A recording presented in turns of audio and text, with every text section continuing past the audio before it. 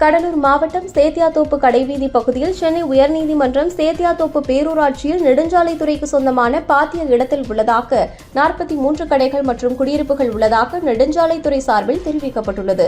100 ஆண்டுகளுக்கும் மேலாக வீட்டு வரி, தொழில் வரி செலுத்தி பூர்வீகமாகவும் அரசு பதிவு துறையின் மூலமாகவும் கிரயம் பத்திரப்பதிவு செய்து வாழ்ந்து தொழில் செய்து வரும் நிலையில் சில பகுதிகளை முறையாக அளக்காமல் நெடுஞ்சாலைத்துறையில் இடத்தில் ஆக்கிரமிப்பு செய்திருப்பதாக தெரிவித்து நெடுஞ்சாலைத்துறை அகற்ற நடவடிக்கை மேற்கொண்டுள்ள நிலையில் நெடுஞ்சாலைத்துறை அப்பகுதியில் முறைப்படி அளந்த பிறகு கடைகளை அகற்றுவதற்கான நடவடிக்கையை மேற்கொள்ள வேண்டும் என வலியுறுத்தி அனைத்து வியாபாரிகள் சங்கம் சார்பில் தமிழ்நாடு வணிகர் சங்கங்களின் பேரமைப்பு கடலூர் மண்டல தலைவர் சண்முகம் தலைமையில் மாவட்ட ஆட்சியர் அலுவலகத்தில் மனு அளித்தனர்.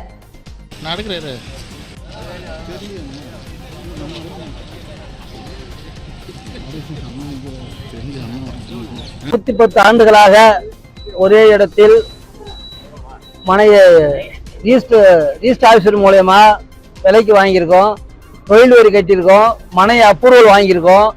இப்படிதான் இருந்தோம். 110 ஆண்டுகளாக அங்க இருக்கோம். திடீர்னு இந்த 203ங்கிற சர்வே நம்பரை 213ங்கிறத அவங்களே மாற்றி கிட்டத்தட்ட 50 கடைகளை ஒரு வாரத்திற்குள் காலி செய்ய வேண்டும் என்று வருவாய்த்துறையிலிருந்து இப்ப நோட்டீஸ் கொடுத்துருக்காங்க. எங்களுக்கு எந்த ஒரு கால அவகாசமும் இல்லை.